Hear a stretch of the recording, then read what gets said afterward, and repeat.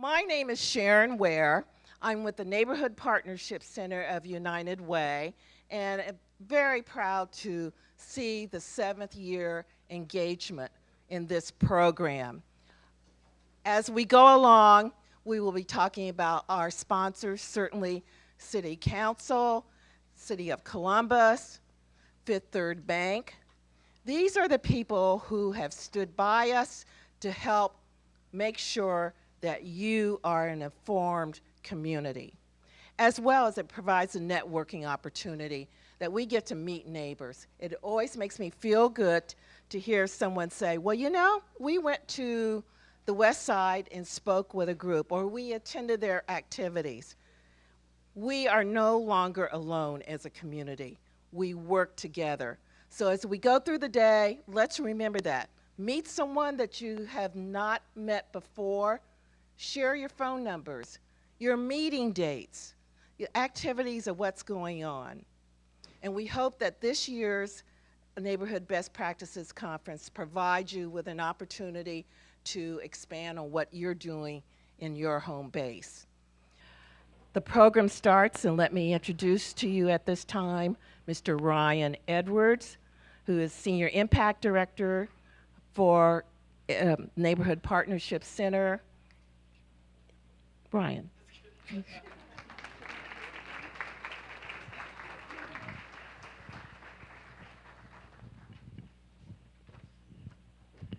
Well, I don't think anybody can speak on behalf of United Way any better than Sharon Ware.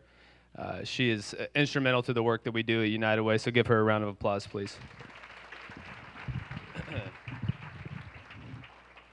As Sharon mentioned, welcome to the 2016 Neighborhood Best Practices Conference. I'm Ryan Edwards. I'm with United Way, lead the neighborhood work there. We're so excited that you have chosen to spend the day with us. We're very humbled by that. We're looking forward to sharing it with you. The program committee, as Sharon mentioned, has worked very hard to put together a series of events and speakers that'll be impactful for all of us. And so we thank them for that. Every year we do challenge ourselves to come up with new things for you so that you can take new things back to your communities and create the type of change and create the type of neighborhoods that you'd like to see in the places that you live. To that end, I do want to take the opportunity to shine a light on our conference committee, led by Sharon Ware and Jennifer King at United Way of Central Ohio, and Gail Gray at the City of Columbus, and all of her colleagues at the City of Columbus. So if you'll join me in just thanking them by giving them a round of applause.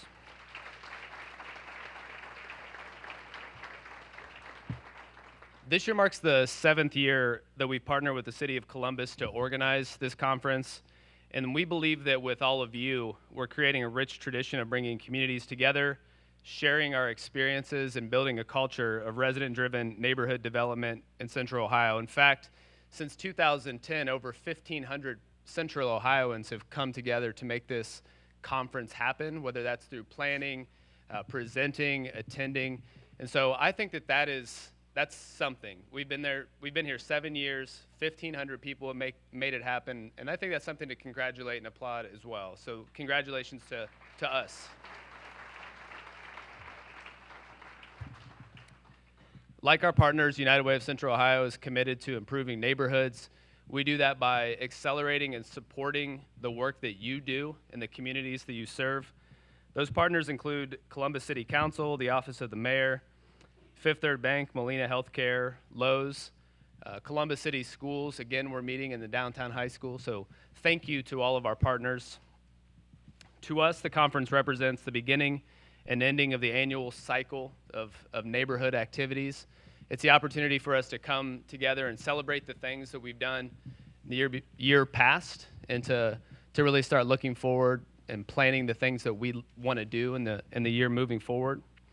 Some of you we see throughout the year, some of you we just see on conference day, and no matter where you fall on that spectrum, it always feels like when I walk in the door, we're amongst friends, and it's good to be amongst friends. It seems to me it's kind of like our homecoming. It's our opportunity to be in communion with one another. It's our opportunity to share the passion that we all have for community. we just want to thank you for, again, being along with us on that journey.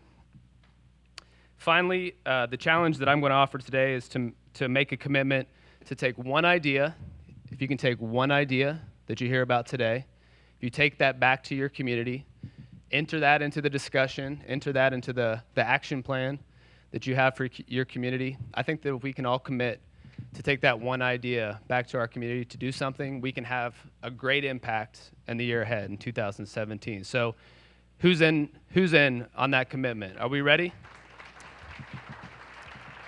Okay, I think it's going to be a good 2017. Again, welcome. Thank you so much for being here. Have a great conference. Now I'd like to welcome to the stage Mr. Derek Anderson, Deputy Director for the City of Columbus Department of Neighborhoods, who will share a few words on behalf of his department. Please join me in welcoming Mr. Anderson. Well, good morning, everybody. Good morning, everybody. It's 8:30 or 8:15, 8:34 in the morning, and we are here, so we might as well be bright-eyed and bushy-tailed and ready for a wonderful conference. Are you in agreement with that? Yes. OH! You all got it. Talk about Ohio State. Everybody gets invigorated. And they're in one of our neighborhoods, so we're proud of that. And on behalf of Mayor Andrew J. Ginther, who will be here this afternoon, our Director, Carla Williams Scott, who is dealing with a family matter this morning, could not be with us. The entire Department of Neighborhoods, the new department created by the mayor and his State of the City address, combining our 311 call center, our Community Relations Commission, our Neighborhood Pride program, Bruce and Beth in the back, and sounds like y'all know Bruce and Beth, and also our neighborhood liaisons, all housed under one roof at I guess we're at under a couple of roofs, but under one department at 1111 East Broad Street. I see Lynn LaCour, one of our neighborhood liaisons here. We're very happy that at this conference today, we joined together, the entire city of Columbus, to talk about something that the mayor champions all the time: neighborhoods, neighborhoods, neighborhoods. So I want to welcome you. I want to thank Gail Gray. Gail, stand up. That's Gail Gray.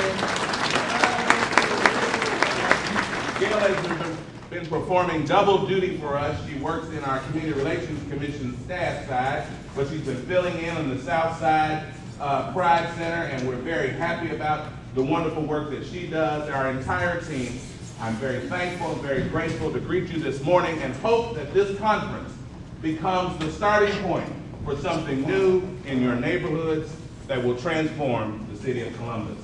Now, if you'll join with me as we welcome a good friend, a true champion of community and neighborhood, the president of the Columbus City Council, Zach Klein.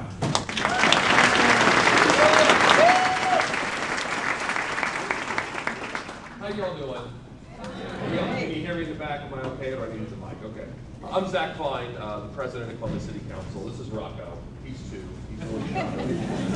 But on behalf of my colleagues, President Pro Tem Tyson, Shannon Harden, Elizabeth Brown, Mitch Brown, Jiza Page, and Michael Stenziano, we're just grateful that you're taking time out of your day to be part of this wonderful conference. I do want to recognize my former colleague and current state representative, Herschel Craig, who's in the back. As well as when I became council president, one of the things that I did, and I thought was important, was create the Office of Community Engagement for City Council. We have our staff here, Nancy Sully and Sandra Lopez in the back. Their work, I think, is to not substitute for City Council's presence in your neighborhood, but to supplement. And it's important because what we do at City Hall is driven by you. It is not a top-down approach. We need your input to figure out how we can make your lives and your families better.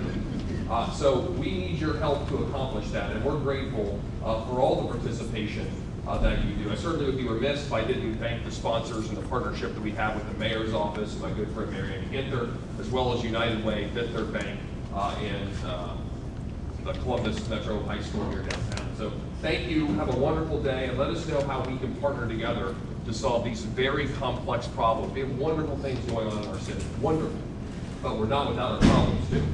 And it takes best practices, it takes neighborhood leadership, it takes leadership out of City Hall to partner together in a collaborative spirit to make a difference. That's my style, that's council style, I know it's Mayor Ginther's style, but I'm confident that we can do it together. Thank you so much.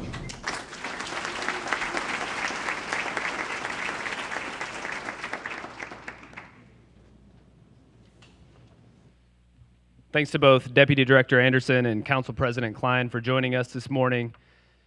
Next, I have the opportunity to do something that I'm really honored to do.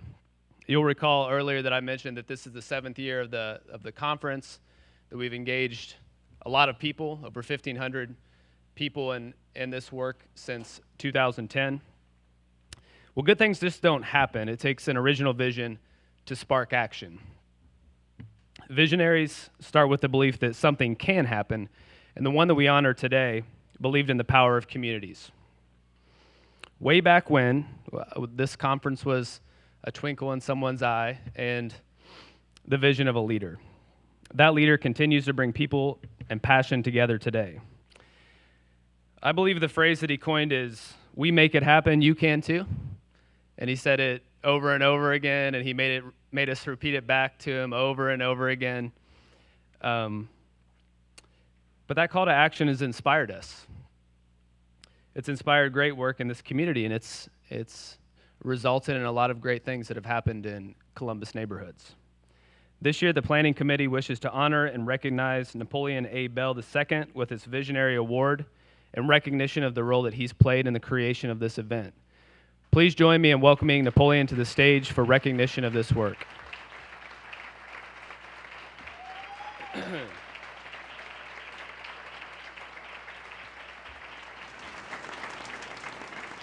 Oh, there's an award, okay.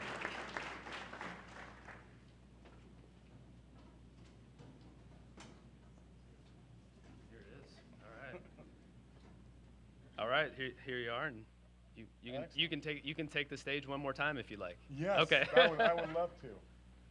You know, thank you so much. Thank you so much, Ryan, and for your leadership. And thank all of you. This has been an incredible journey, right? We started back in, 2010. We started out in just, as a small group, and it has grown to now every year we have over 235 or so, 250 people that come out and network together. And this is what I think it's all about. This is what the vision was how do we bring people out of their silos and working on issues in their separate communities and come together and think about their best practices, what they are doing in their community that can help another community. And this is what this is all about. So when we came together and we said, well, we want to make sure that those people can tell how they did it. And hence the workshops began, but not by the professionals out there that are making money doing it, but the people who are actually in the trenches making a difference in their communities. So we wanted them to be able to be the ones who did the workshops and tell the story about how they were able to make it happen. And that's what makes the difference, because now you see people that are doing great things in other communities. And it's contagious, and you want to do the same thing in your community or address the same type of issue in your community, and you're talking to the person who has done it in the trenches. So this is a very powerful piece that I'm so glad that we have people that are coming. Let me ask you this while I'm up here. How many people this is their first time coming to the conference? All right, all right. Give yourself a round of applause.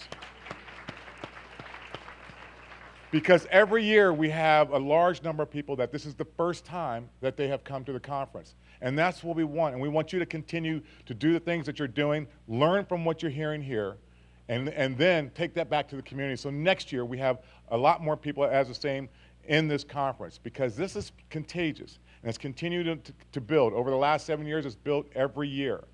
And we thank all the partners for making sure that that happens also, and investing in the neighborhoods, because this is the place, and this is the only place where this happens, actually. There is a regional neighborhood networking conference that I think sometimes we have more people than the regional neighborhood networking conference. So this is showing that we're coming together here in Central Ohio, We're bonding together to make a difference, and and I'm so glad this vision continues to roll out and get larger. And we always talk about that soon we're going to outgrow this place, right? And where do we go from there? But that's going to be a great thing to have happen too. For all of us here, I wanted you to say it all together on 3. We make it happen, you can too. All right, thanks so much. Thank you for this award, and I will treasure this definitely because it does mean a lot to me, and I appreciate the honor of being here and beginning this conference, and we hope to see you in another 7 years. Great, thanks so much. Have a great time.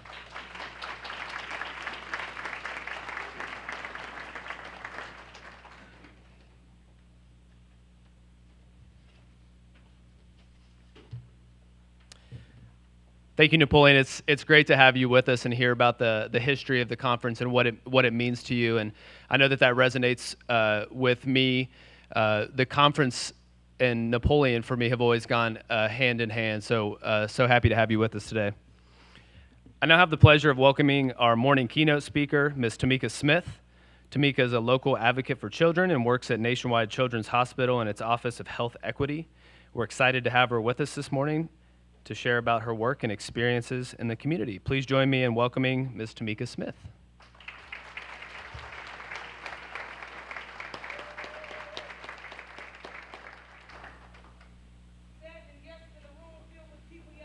Felt so alone.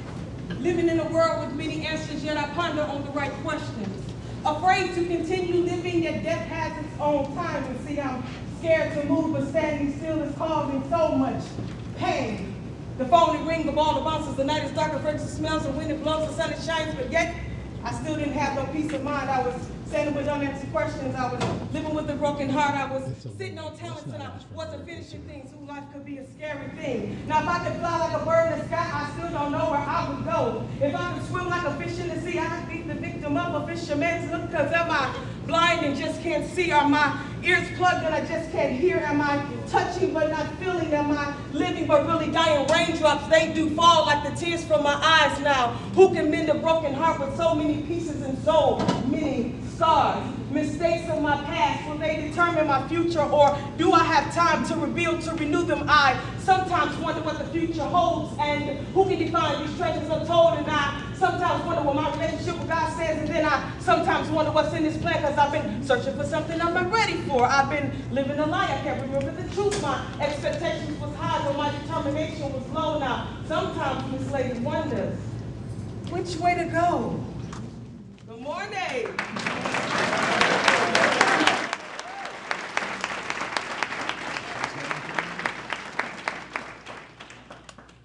I'm back. Listen, y'all, I'm excited about today. I'm so grateful for the opportunity to even be up here. It's amazing to me because every time that I have the opportunity to do things like this, I think about the girl that wrote that poem. Because the girl that wrote that poem years ago, that was actually a suicide letter that I was leaving for my family and friends. I began to proofread the letter, and I realized the sections of the letter rhymed, and that's how I realized that I could even write poetry. So at the end of the day, it was at my worst situation and my worst time in my life that the passion and the poet was birthed out of me. And so I'm so grateful every time I get to mount a microphone to say anything to anybody, because I know that had I not had an encounter with purpose, I would not be here today. So when I say I'm grateful, understand I am extremely grateful.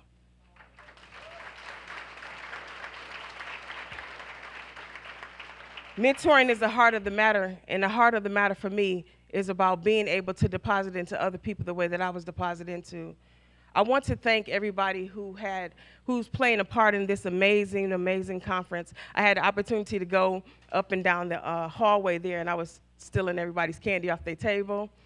And y'all didn't know who I was, so I just looked like the little girl in this colorful skirt that was stealing candy off of people's table. But I was taking candy, but I was looking at flyers and looking at all of the amazing things that's happening in the community and all of the people who are doing great things. I want to thank the leadership of United Way, the amazing leadership, the presidents, the vice presidents, and everybody who makes it work. I want to thank my buddy, Sharon, because, and I stopped and paused with Sharon because we had one meeting together prior to doing this, and I thought that I was in church. You know, Sharon kept saying, "Hey," I was like, "Yes, right." Exactly. That's how I feel too, Sharon. So it was just amazing just to be able to be with her and to feel like I was a part of something that was so much bigger than me, because guess what? It is so much bigger than me. I also want to thank everybody who helped in this. I mean, this is not a one-person thing, and Napoleon and all of the different people who had vision, and I'm sorry I can't name everybody, but who had vision, and to see it come to pass, and they keep it constant and coming for 7 years. That's an amazing thing. Y'all give them a hand, please. I want to thank, last but not least, my special friend, Sandra Thompson, because she saw me do one talk, and you know, it's amazing. You can be around people your whole life and they not know who you are. And you can be around the right person in one season of your life and they pull out everything that's in you that was laying dormant. And it's not the case with me because I was always doing things, but for a stranger to believe in you and to just start forwarding your first TED Talk to everybody that they knew, it was a beautiful thing. So I want her to stand up because I want to embarrass her. Stand up, Sandra.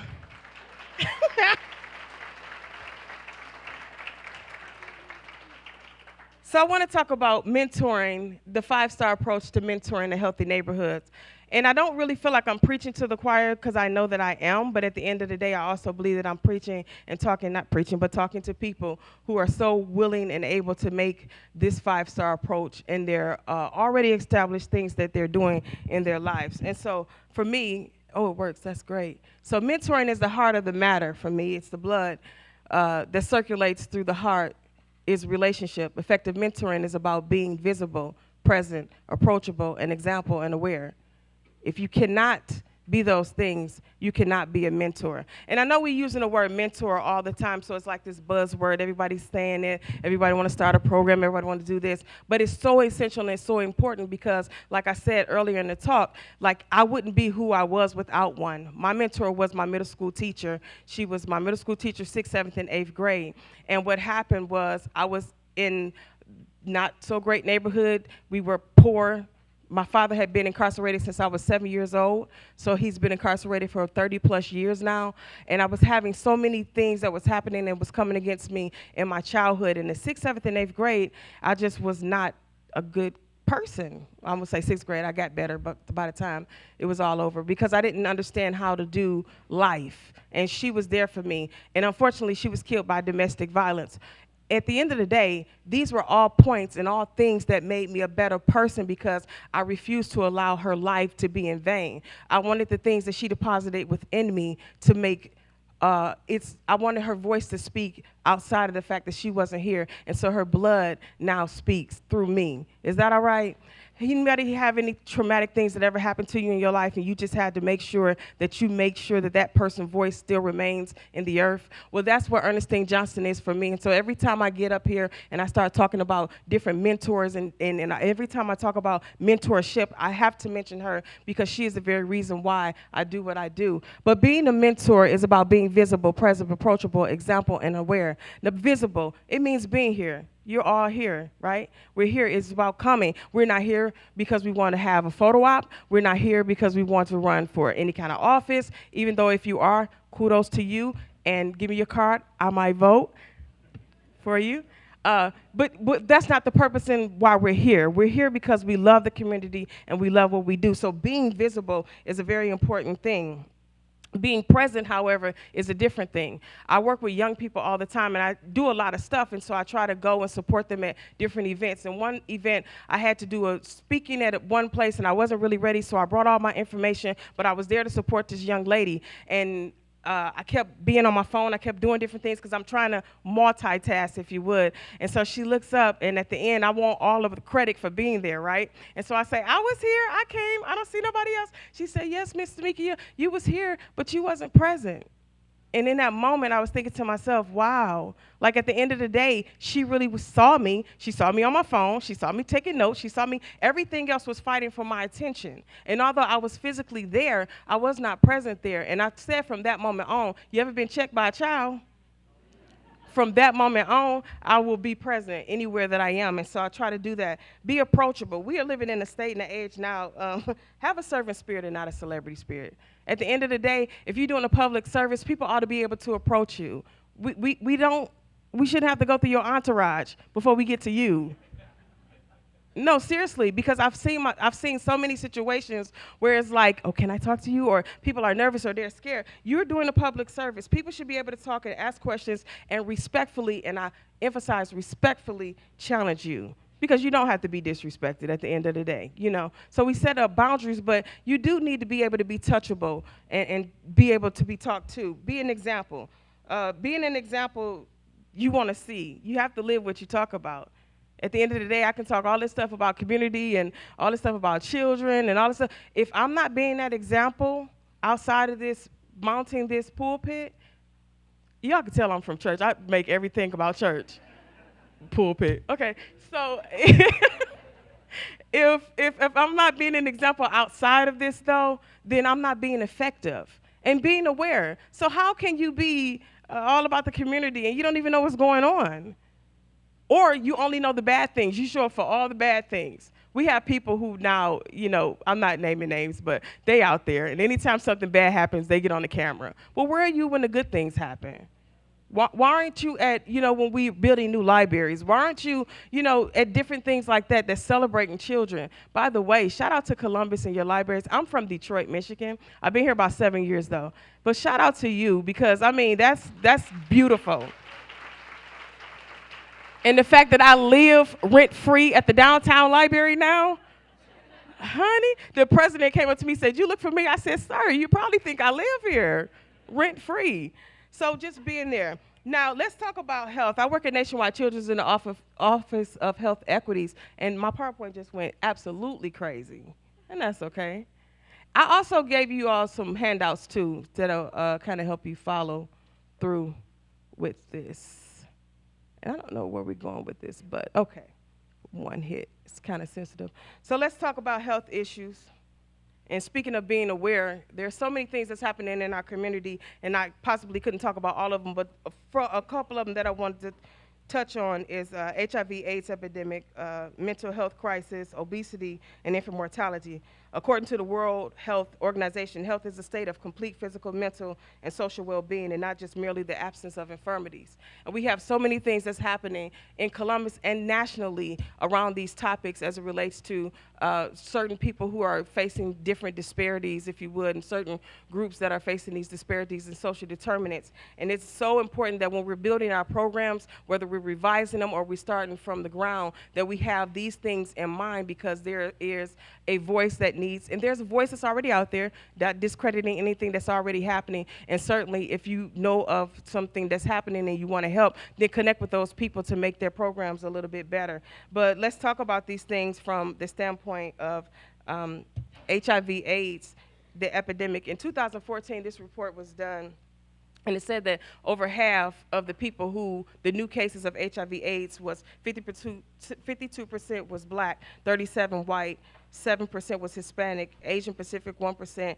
and Indian American less than 1%, and 3% unknown in 2014. Now, there's many reasons for this, and we don't necessarily know them all, but the reality of it is we need to fix those numbers, because we have to have more education about either safe sex practices or abstinence or whatever it is that your message is. We have to be more verbal about what it is, because we can't keep allowing this to happen in our communities. This is Columbus alone. We're not talking about any other place. We're talking about right here. I want to talk about mental health. And a lot of times when you think of mental health, you always want to go to those things like schizophrenia, and you want to talk about the, you know, depression and bipolarness. But sometimes people are just having mental breakdowns, just sadness. I remember my grandmother passed away, and I was raised by my grandmother because of some of the social determinants that I faced in my mother's home. And being raised by my grandmother was good, but at the end of the day, I had a lot of things that was going on, so I was just sad.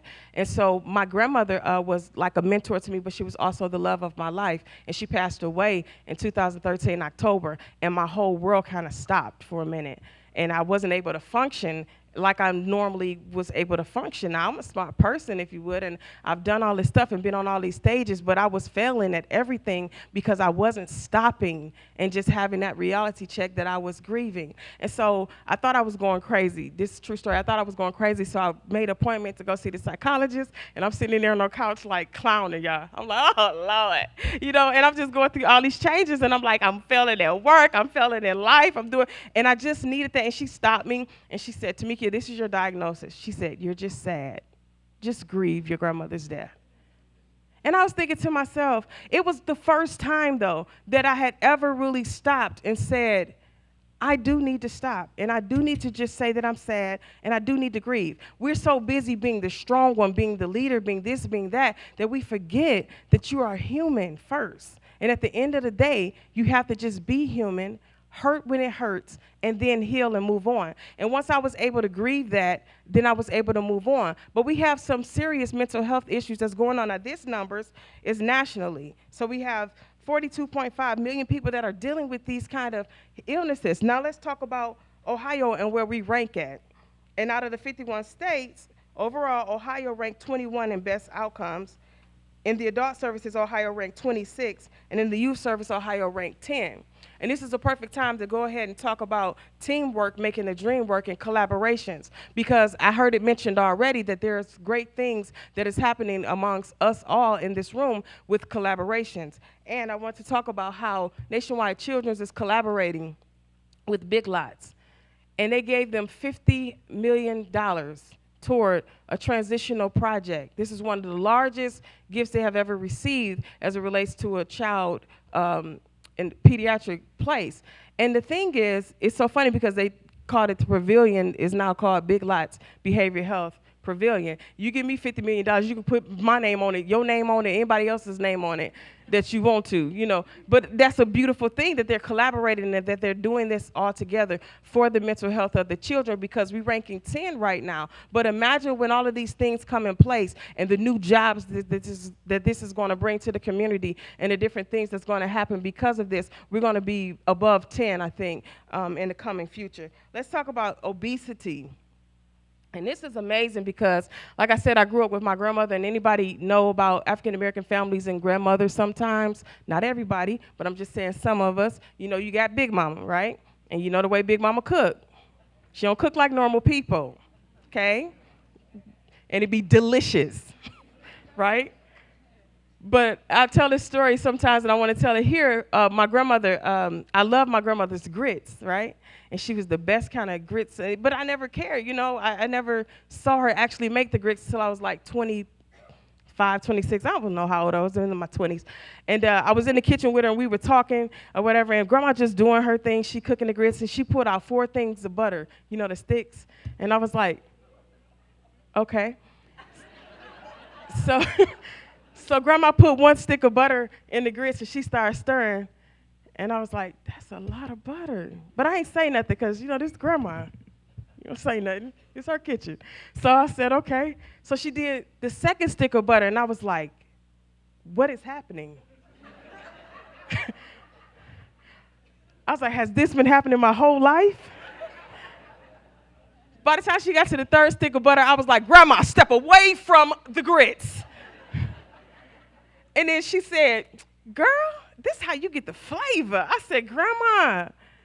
But I started to think about something when I started to look at my family and obesity that was running through my family, because they told me that we was just big bone. Some of this is behavior bones. And so I realized that. But at the end of the day, and this is just some of the things that happens through obesity and the unhealthy eating habits, the high blood pressure, the diabetes, and the heart diseases. But poverty, eating cheap, the dollar menu is killing a lot of us because it's cheap, it's inexpensive, it's quick, and they're just going and they're getting it. And the unhealthy sandwich is $1, and the healthy salad is $6. And so you have the snack stores. And you know, I'm not even trying to name no names because I ain't trying to push no promotion on somebody, but somebody fried a Twinkie, and now they selling fried Twinkies. And I was like, you would not eat a fried Twinkie. You will not, because that helps us. I mean, that takes us to that next point of behaving and preparing food. Everything fried.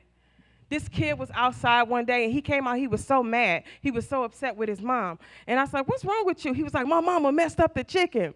I said, okay, I'm thinking she burnt the chicken or whatever, you know. I'm like, well, maybe he hungry or whatever. So I talked to his mom. I said, what happened to your chicken, girl? She said, girl, I just baked the chicken. He mad because I didn't fry it. Okay, she did not mess up the chicken. Anyway. But that was the mentality that he had about the chicken.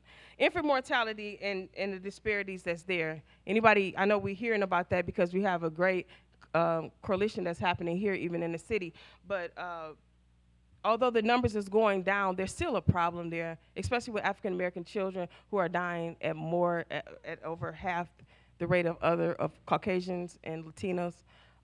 So we have to be conscious of that, because if our babies are not living, then that's our future that's dying, right?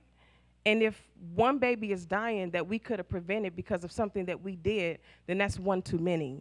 And so we have to be aware of what's going on around this infant mortality and make sure that the prenatal and all of these other things are in place that the mom needs, and that the education is in place so that our babies can stop dying. Now let's get to the heart of the matter. The title in which I've talked about is, what is the 5-star approach? Attitude, advocacy, academia, anti-violence, and arts and culture. Attitude, there's a poem, and a part of the poem says, our deepest fear is not that we are inadequate, but that we are powerful beyond measure. And I believe that so much. Like, we are so fearful of the power that we actually have that we remain average. And it's killing us every day. We are so fearful of this. And so what we do now, and our attitude is really our response of how we perceive something. So if you're mad about something, it's because you perceived it for you to be angry about it. You perceived that something in it was mad that made you angry about that thing. And so if you think about your perception on something, it will affect your attitude. Your inability to change something that needs to be changed could be the detriment of that thing. How many times have y'all just did stuff because that's the way we did it? And that's going down to the points of how preventing people from, what prevents people from change, that C average mentality. We had it when we were in school. You got a C, you thought you was doing it. I didn't fail, I passed at least. And that mentality grew up with us in everything that we did in life. If nobody stopped you and challenged you to do more, you just did enough to make it. You just did enough. At least I passed, I didn't fail. But you're not thriving, you're just surviving at what you're doing. And that's not good. Then there's the traditions. Don't nobody want to change. We did it like this for 20 years. And if you come in and you try to push change, then all of a sudden you are this villain. You are this person that's coming in and trying to destroy the agency. You're trying to destroy the program. You want us to change. And they act like that's something wrong with that, but we ought to be able to change some things, tweak some things, make some things different. And then that fear of failure or success. Some people are not even fearful that they're going to fail because they've been failing their whole life. They know how to do that. They're not fearful of failing. They know if they fail, then that's their excuse. I fail. People are scared to succeed. They're scared to actually make it because they're so familiar with failure that if they actually make it, they don't know what to do next. So what do I do next if people like the program? What do I do next? Or how do I continue to succeed? Or how do I continue to make it? Because now there's this expectation for me to do good because I did good one time. And if I don't do good 2 times, now you're making excuses. Now anything is coming. So that fear is there. Let's do a little case study, if you would, on Walt Disney. Disney was fired from Kansas City paper because he lacked imagination and had no good ideas. Sometimes your worst situation can be your best opportunity. And I've learned that within my life. So when stuff happened to me and against me, I don't sweat it. I don't go and talk about folks. I don't go and make people feel bad about the decisions that they made. I don't do it because I understand that sometimes the worst situation that can happen in your life can be the best opportunity. Because imagine if he didn't get fired from Kansas City paper. He would still be working. Well, he'll be dead now by now, but he probably would have retired from Kansas City paper. I wouldn't be talking about him because nobody would know his name and he wouldn't matter. But because of that adverse situation that happened in his life, it changed the whole trajectory of his life. And at the end of the day, the worst thing that happened to him was the best thing that could have ever happened to him. Because now, not only do all of us know him, and do we want to go on vacation sometimes there, I know I do, but his children's children are reaping from the benefits of an adverse situation that happened to him. And so at the end of the day, when stuff happens in your programs or in your communities, it's not for the detriment of you. It's so that you can pull on something else that's inside of you to produce something better than what you had. Let that sink in. Advocacy. Don't raise your voice. Improve your argument.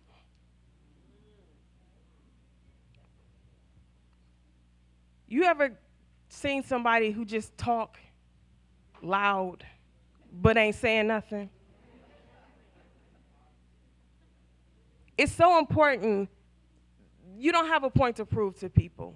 You know what you're supposed to be doing in your life. You know the program that you're running. You know what you're supposed to be doing. Don't argue with people. Just when you talk, make sure that when you say something, that what you say sings.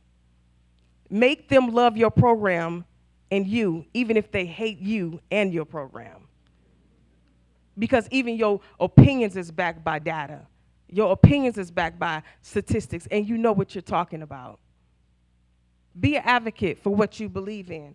Find your passion and find your voice at the end of the day. If you find your passion, you will find your voice.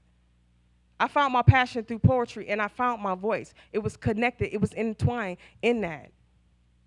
And I don't look like everybody else and do what everybody else do, and that's okay, because it's my passion. It's mine. So I own it. I'm the best advocate for Tamikia because I believe in what I'm called to do. And I can be assertive, and I can open my mouth with confidence and with wisdom. I don't have to be arrogant. I don't have to be rude to address what and to say what I believe in. I can say it and sit down like a lady in grace because I'm okay with that. We live in a world of diversity where everybody's not going to believe in what you believe in, and that's fine. But if you believe in what you believe in, open up your mouth and say you believe in it. And be steadfast and unmovable about what you believe in. And then that last point, unity increases the volume of your voice. Find other people that believe like you believe. It's amazing. If we all started a conversation in this room right now, it would be chaos. Because everybody would be talking about something, there would be no order. But if we all started chanting the same thing, the same time, the same voice, we'll be so strong. And we'll go back to that screen about being powerful beyond measure. Because all of a sudden, people want to hear, what are they saying? That's why sometimes protests work, because they come in and they have that one sound. And everybody's looking like, what is going on here? Academia. Now, this one is good for me. And notice that they all starts with A, but this is kind of three approach to it.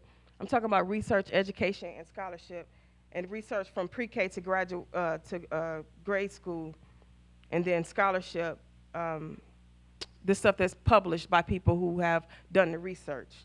Now, at the end of the day, look at this little kid, ain't he cute?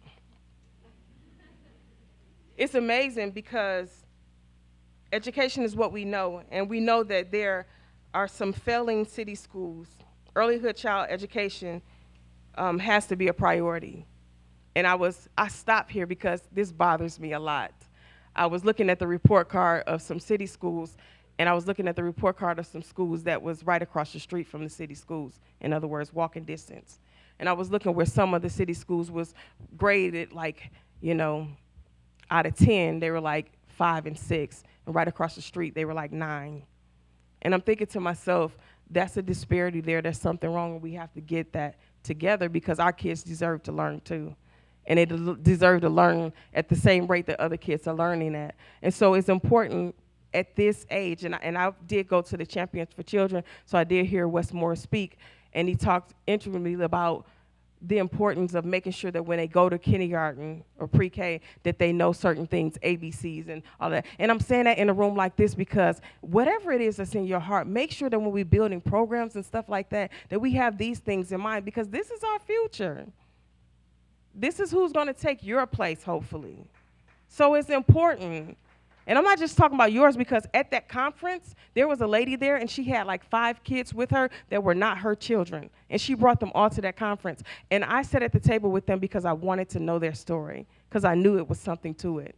And she sat there. And you know when he brought out, and if you were not there, the superintendent brought out 19 kids and had them on poster boards.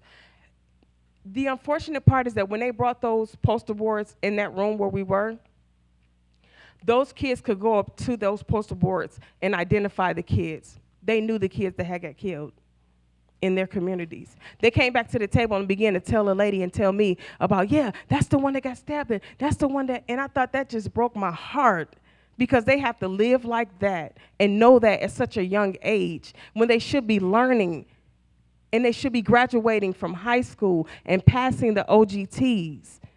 And unfortunately, some of them are not, especially black and brown children. Some seniors that graduate do not have a plan after graduation. You can ask them, what are you going to do after graduation? I'm just glad I graduated. I'm going to chill. And we chuckle at that, but that was a real response that I got several times. Because there was no plan in place. There was no mentor that was there that was saying college is obtainable for you. That a trade school is obtainable for you if you don't want to go to college. If you want to go out into the employment, let's look for some job opportunities for you now. Everybody's is different. Their routes is different, and you can't put everybody in the same boat. But at the end of the day, it's our responsibility to find out what it is they want and to make sure that they get there. Now, academia and research, I'm going to make this real quick. At the end of the day, we have some beautiful, brilliant people in the world that are doing research around it. When I talked about being an advocate, you don't have to be and know everything, but you do have to connect with the people that do. Because if you're going to build a program, make sure you understand the numbers, make sure you understand the disparities, make sure you understand what is needed. Because you can build the best program in the world, but if you don't think of the point that they may not have transportation to get there and build that within your program, then your program is going to fail. If you don't put food in your budget, they're not going to come. Not because they're greedy, but because unfortunately some kids are just hungry. And that's the way to get them in the door and get their attention. And you won't have their attention if they're hungry and they're sitting there. So these are things that you have to think about, what's going on in the community and what's needed. Let's talk about anti-violence. Now, we could talk about a lot of things with anti-violence. The reality of it is before I even talk about Columbus, we got to talk about the fact that there's a national problem that's here. We see it on the news. We see it on our Facebook feeds. We see people are angry. We see Black Lives Matter, All Lives Matter. We see all of these initiatives that's happening around it. We see the intra-racial violence. We see the interracial violence. We see all of this stuff happening. We see the unjust police killings, and then we see police being killed unjustly as retaliation. All of this violent stuff that's happening nationwide and around the world, but it's affecting your communities because they see it and they're reacting to it. They see the social unrest, they see the racial tension, they see the civil disobedience that's happening, and they're visualizing this, they see it. Okay? So at the end of the day, we have the anti-violence. This is the numbers, that was the numbers for Columbus, unfortunately, 8 cities, 3 months. Arts and culture is the last point that I want to make. With arts and culture, make sure that the arts and culture of the community are visible and thriving. Explore healing through arts and connect, thank you for the clap, and connect cultures. It's important. It's important that we do that. And implementing and momentum, start to finish. Don't start and quit. At the end of the day, if you started it, make sure you finish it and finish it with excellence. Develop successors, because after you're gone, it needs to continue, and be the champion of change. Thank you.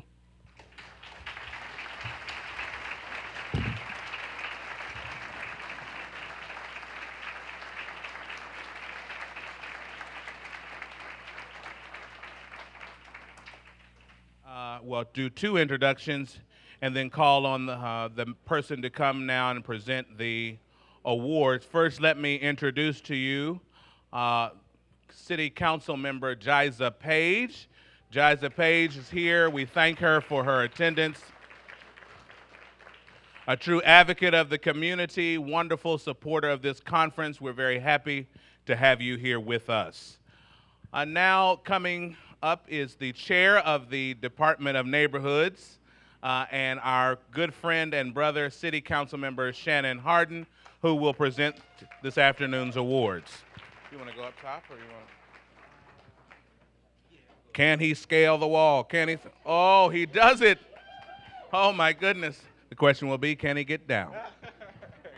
Thank you so much, Director. I appreciate all the work that the Department of Neighborhoods has put into hosting this year's Neighborhoods Best Practice Conference. How's it been so far? Councilmember Page and I have been running all throughout the community this morning, and it seems like every stop that we've made, somebody somewhere has been talking about this conference. So that's how you know that it's having the effect that we want it to have. The word is spreading that good things are happening right here at Downtown High School. Certainly want to thank all of you for being here, the work that you do day in and day out. We, as Columbus, we work together, and we are led on City Council by one of our leaders who has fought so hard for our community. Could you give a round of applause for our President Pro Tem of Council, Priscilla Tyson?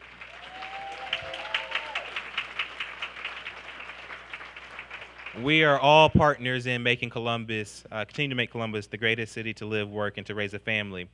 My job today is to highlight some wonderful community folks who have been doing this work for a long time.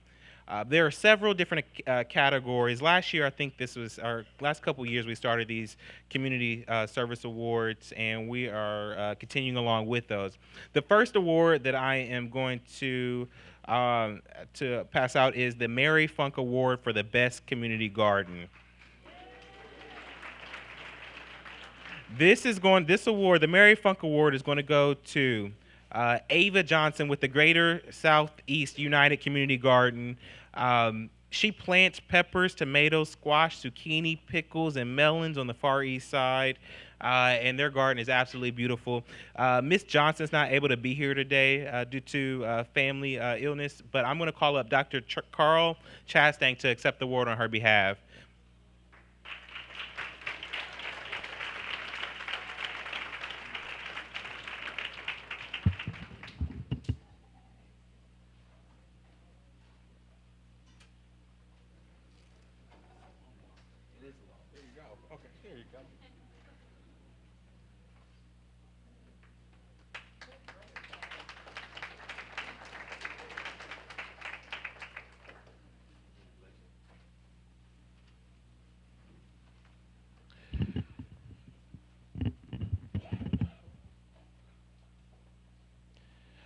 Next, we have the Best Community Project.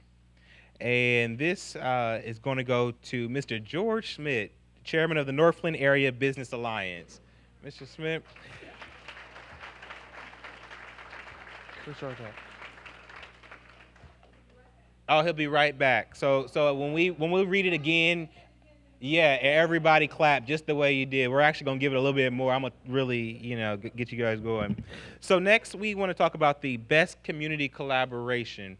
And that is going to go to two community leaders, but private sector leaders who have given back to their community where they were born and raised. That's going to go to Ms. Tanny Crane and Jane Grody Abel for their work at the Reeb Avenue Center.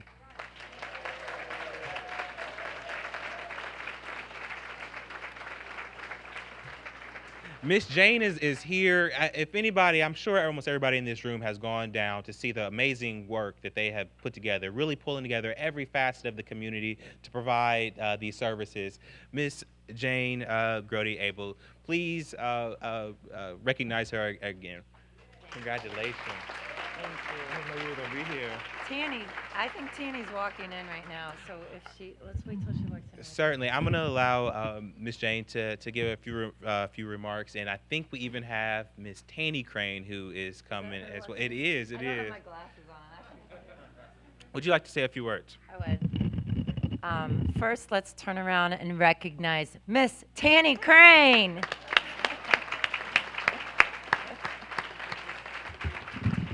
So I'll talk while she comes up here. But I couldn't be more proud of being a partner with Tanny Crane. But more importantly, I'd like to thank Allie Smith, who's here today. She is you have to go up and around and back here. You're welcome.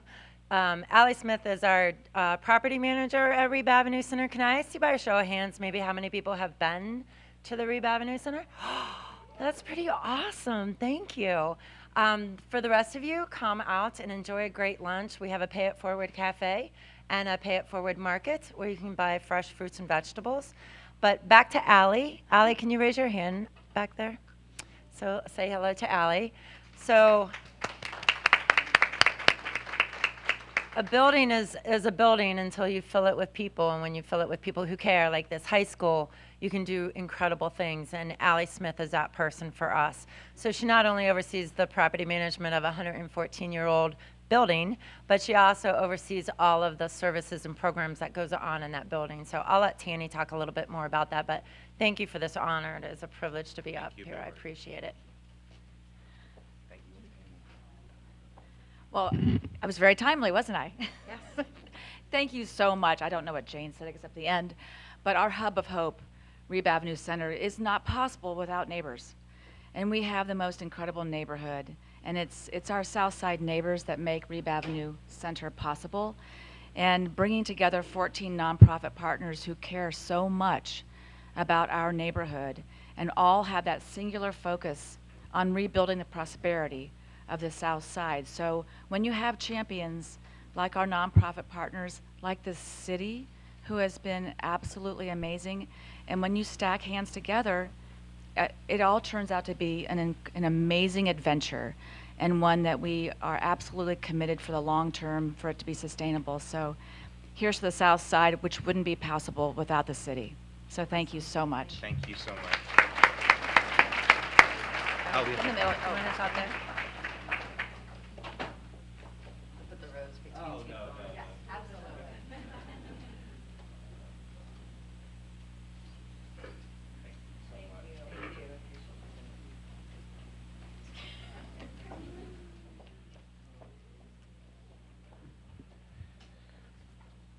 So now, let's move to the best community project. Remember, guys, this goes to Mr. George Smith from the Northland Area Business Alliance.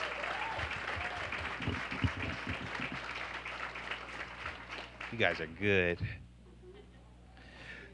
We're awarding Mr. Smith this award for the work that they do to maintain a clean, well-groomed corridor as a sign of the neighborhood pride for the health of their businesses. We had a chance to go up there last weekend and participate. The work that they're doing to really create that collaboration between small businesses along the corridor really is exciting, and we have appreciated his leadership. Thank you so much, Mr. Smith. That's amazing. And sometimes politicians come and they talk and they leave. He didn't talk. We picked up trash. I appreciate it. It's great. And again, it's I can echo what was just said. It's all the people. We had 58 people out picking up trash on 161, all volunteers. The businesses all pitched in. We raised $15,000 to get the grass cut this year. It's all people pitching in, doing stuff. Dave Cooper really should get this. He's carried this we've been picking up trash for 25 years. And now we're trying to turn a corner and do something more permanent like we did a few years on Morse Road. We're rebranding that whole corridor, and the greatest asset on that corridor is the diversity. It's almost going to be like an international gateway or a global gateway. There's 17 different restaurants. They're all different kind of diverse restaurants. Yeah. It's a wonderful place, and you think about it, it connects Dublin and Granville, New Albany and Worthington and Westerville. But we're thinking people go off the website, they're going to come to eventually they're going to come to 161 again to enjoy the restaurants. Once people figure out how great African food is and Nepalese food is. And years ago when I was a kid, there were no Greek restaurants. But when people discovered it, it all happened. When people discover African food and Nepalese food, it's going to take off. So we think we're ahead of the curve on 161. And it's a wonderful place to live. And thank you for this. We'll take a picture right in front.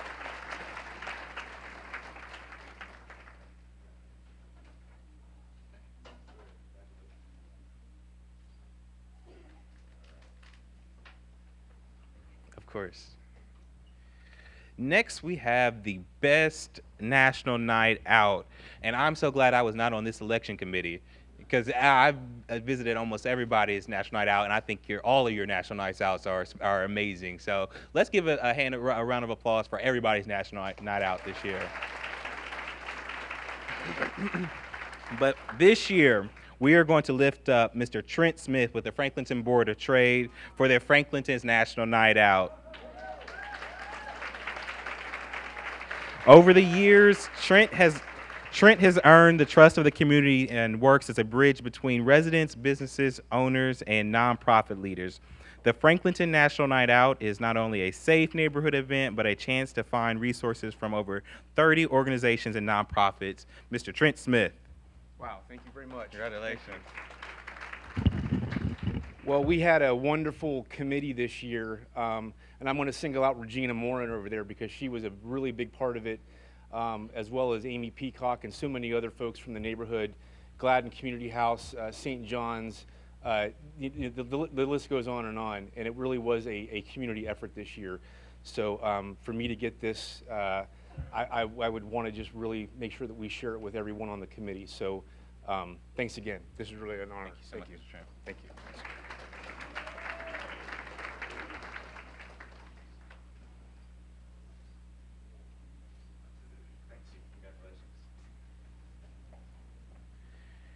And everyone in this room knows how important community safety is to our neighborhoods, to the vitality, to the strength, and really to how folks view their neighborhoods. Safety is our #1 concern and investment. We could not do that without the great men and women of the Columbus Police. And so this year we are recognizing the Community Liaison Officer of the Year is Mr. Officer Gary Scott from Precinct 9. I also want to call up Ms. Kay Barnes as well.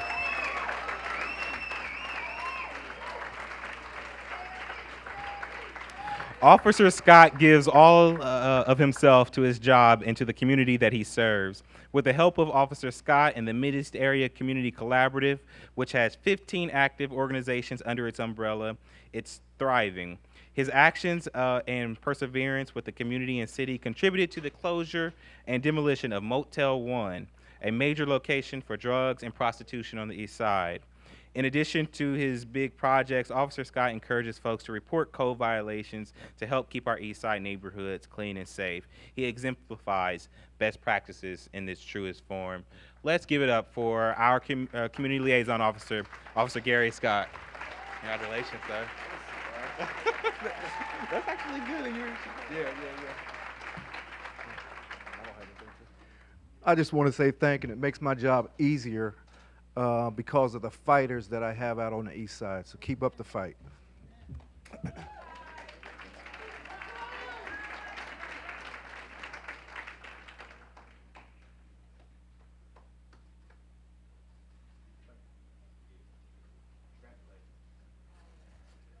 I've had the opportunity to work on out in the community with Officer Scott, and I can truly say the folks on the east side are really blessed, really with all of our community liaisons. I've seen them in action throughout our community. They are keeping us safe. They are being that bridge between police and community that we so desperately need. They are our champions right now, and we are so appreciative for them. Let's give it up for all of our community liaison officers.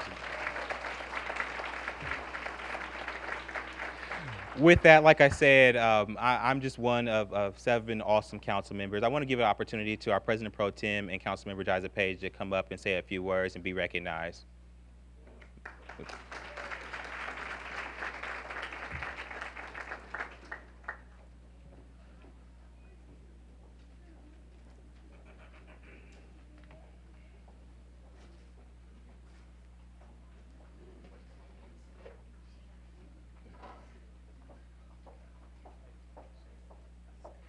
Good afternoon. And first of all, I want to thank Councilmember Shannon Hardin and the whole team that helped to work to make this event a success. And so let's give Shannon a round of applause. Councilmember Hardin, I'm sorry. I just wanted to stop by and just to say thank you. Thank you, thank you, thank you. Our city is only successful because of the work that you do in each of your neighborhoods. And so we thank you for helping the city to continue to grow and be great. And we're all partners with you As the President Pro Tem of Columbus City Council, we want to work with you. Our whole team wants to work with you to make sure that your neighborhoods continue to grow and to prosper. Also, I think it's wonderful that you guys are all here to share your best practices and your successes with other neighborhoods so other neighborhoods can learn and to grow from you. So again, thank you. Thank you to all the individuals that were the award winners today, but know that you're all winners. You're all winners. So thank you again. Councilman Page. Good afternoon, everyone, and I just echo my colleagues' comments. We thank you all for the work that you're doing in all of your communities, and I think it's wonderful that we can come together and really begin to share ideas and look at things that work in one community, things that may not work, and really come together to make not only your neighborhood great, but our entire city great. So again, thank you, congratulations to all the award winners, and enjoy the rest of the afternoon. Thank you, guys. And with that, I think I'll turn it back over to Director. There are a lot of politicians, public servants, who do a whole lot of talking, but their actions do not meet what they say. When the mayor talked at his first State of the City address, and even before that, when he was campaigning to be the mayor, he talked about the importance of all of us, our neighborhoods, our communities. And he said he would have 3 priorities: neighborhoods, neighborhoods, neighborhoods. He created the Department of Neighborhoods and said we would not have the luxury of sitting in a downtown office or in an almost downtown office. He said we have to be located in a community, in a neighborhood.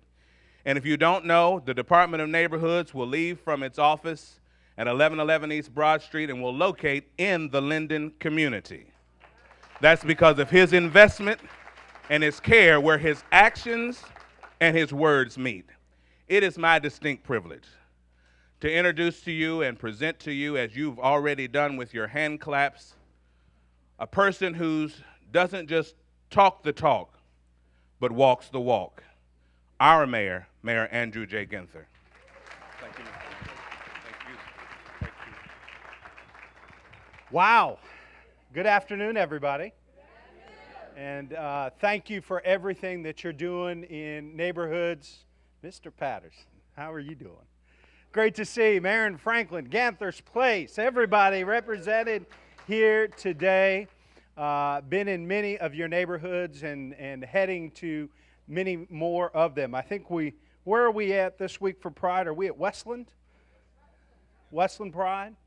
And doing our part to get out to every part of the city to make sure that your top priorities, issues and challenges are being heard and prioritized at City Hall. I see some of Columbus's finest here today. Let's give them a round of applause.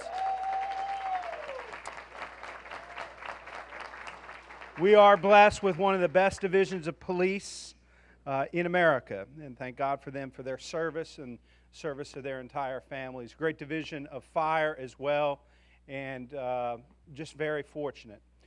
Well, as Derek mentioned, this city is what it is today and is what it is going to be in the future, because our destiny is great.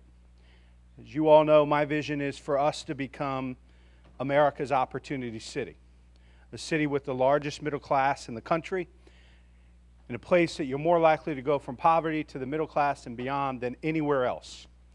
And that is going to be done by investing, lifting up, strengthening, leveraging our neighborhoods to improve the lives of the people who live there.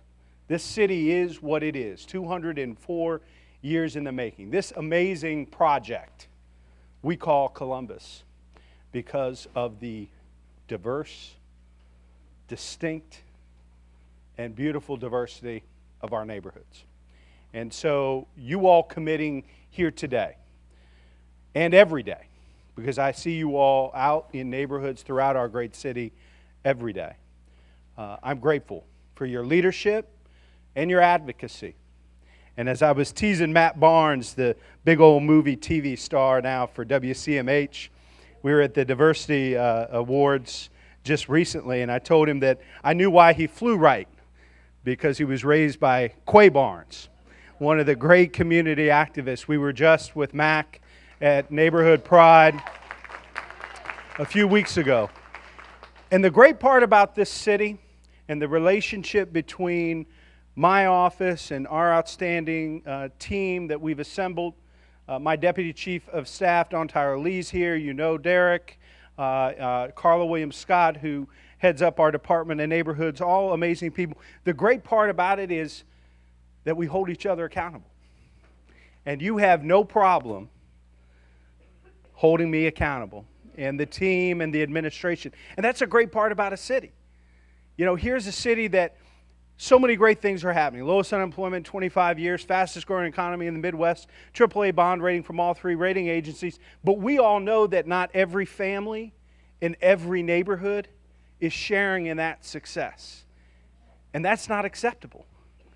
But we have the trust and the confidence and the track record of working together that we can keep pushing forward together until every family in every neighborhood gets to share in this success story that is Columbus.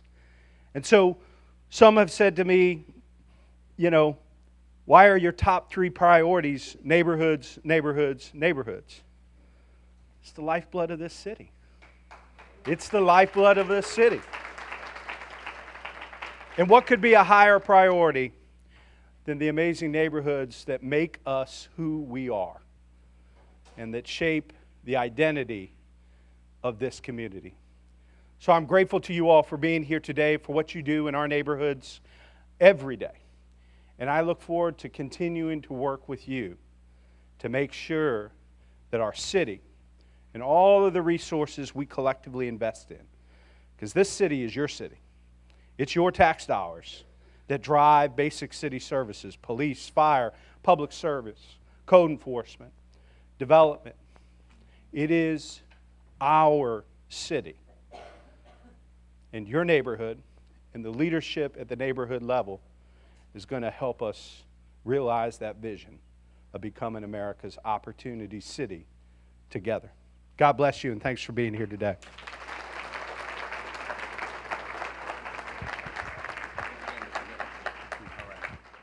If everybody can join me in thanking Mayor Ginther and all of the elected officials who are here today with us. Thank you so much. I now do have the pleasure of welcoming our lunch keynote speaker, Mr. Eric Dawson. Eric's a native of Columbus who's now co-founder and CEO of Peace First, an organization that believes in the power of young people to change the world for the better right now. You can see in his bio he's done a lot of cool stuff, so I'm not going to reread that to you. I'm going to let him tell you about that, and at this time I'll invite Mr. Eric Dawson to the stage.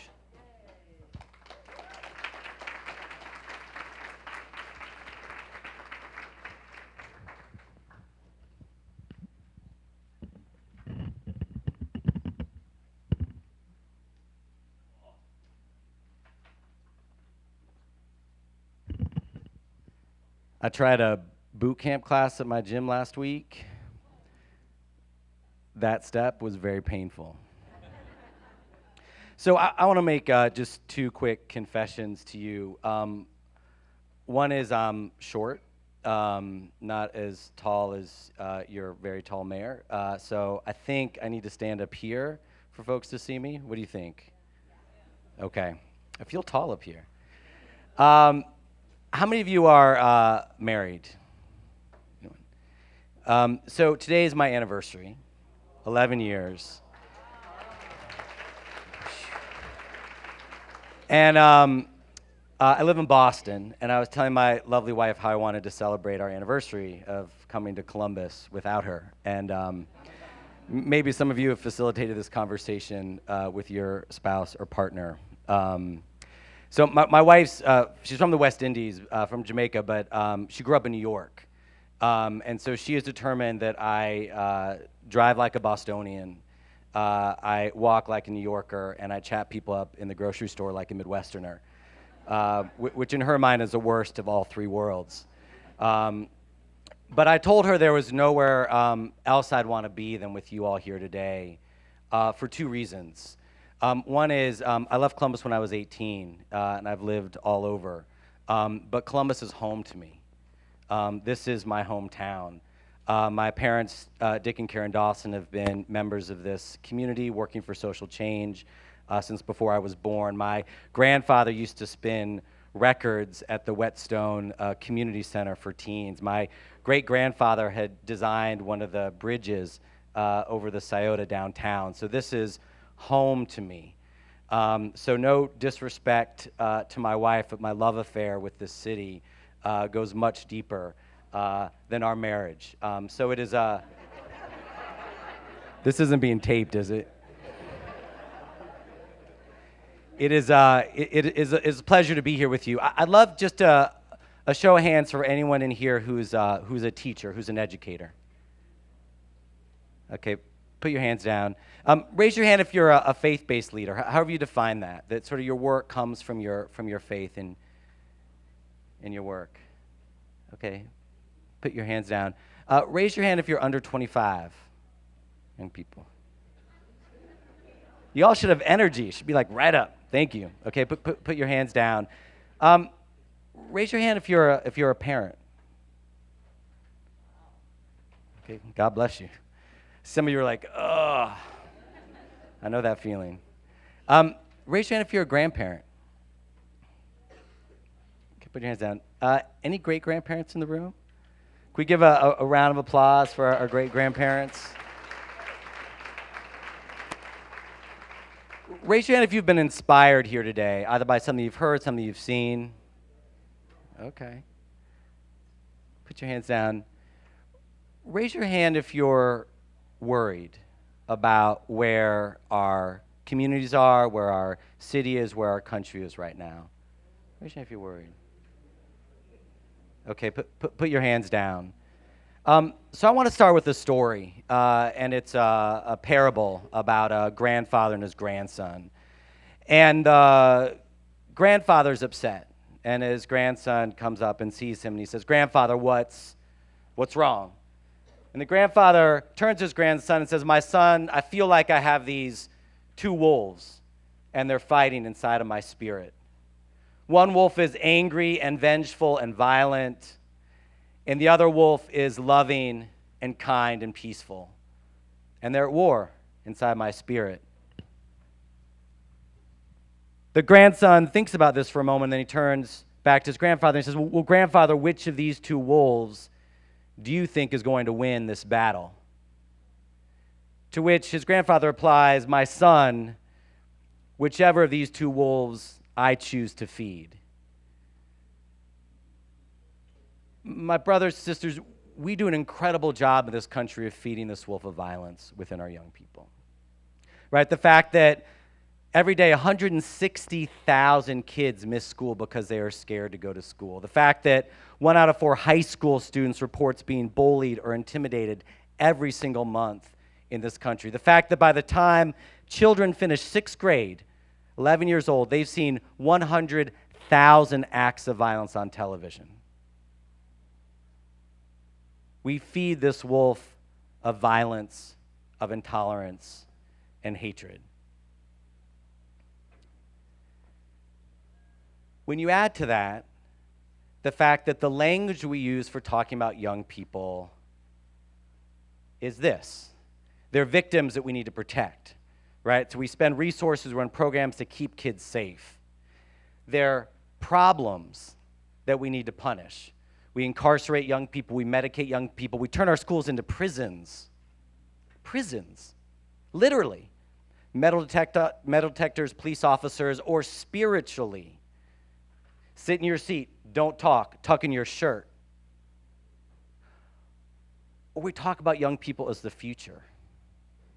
How many of you young people have heard that? They don't come to your school and say, "You all are the future," right? Whitney Houston sang a song about it. Right? We tell young people they're going to be great artists, athletes, leaders someday. which has the effect of telling young people that they are none of those things right now. I want to share two terrifying statistics with you. The first comes from the Berkeley Media Studies Group in California, which studies images throughout media about young people. They did a survey of all the news stories about young people over a 12-month period. Guess what percentage of those news stories were positive?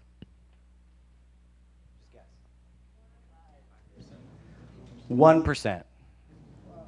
1% of news stories about young people in the United States were positive. Gallup did a survey of adults in the United States and found that 71% of adults have a negative image of young people. 71% of adults in the United States, top 3 responses, think that young people are lazy, dangerous, and apathetic. We protect them, we punish them, and we talk about them as potential. So what if we flip that? What if our language and model about young people were that they are powerful agents for change right now? Not someday in the future, but right now in this moment. What if everything we needed to do to improve our communities wasn't in a government building or a bank or a foundation, but in our classrooms? What would it look like if we prepared a generation of young people to be peacemakers? What would it look like if we unleashed young people's moral imaginations to solve complex community problems? Let me break this down. Peacemaking. Right, it's a big word. Right? When we think about holding hands and singing songs or Gandhi or Dr. King. I want us to own this word. I want us to reclaim this word as something muscular and accessible and powerful. Peacemaking is working with others to solve an injustice, right? An injustice. Not an inconvenience, but an injustice, right? The fact that my daughter's high school has a dress code that she doesn't like is an inconvenience, as I tell her every morning. The fact that my daughter's high school has a dress code that only applies to girls and not to boys, that's an injustice. So peacemaking is working with others to solve an injustice using compassion, courage, and collaborative leadership. So let me break those words down. So compassion is about understanding someone else's point of view. I don't know if any of you have caught this, but there's an election going on for president right now. Maybe you see commercials here in Ohio. I don't see any in Massachusetts. They've given up on us. But the language of hatred, of mistrust of the other is incredibly powerful. So the first thing we need is compassion, crossing lines of difference to see and connect with other people.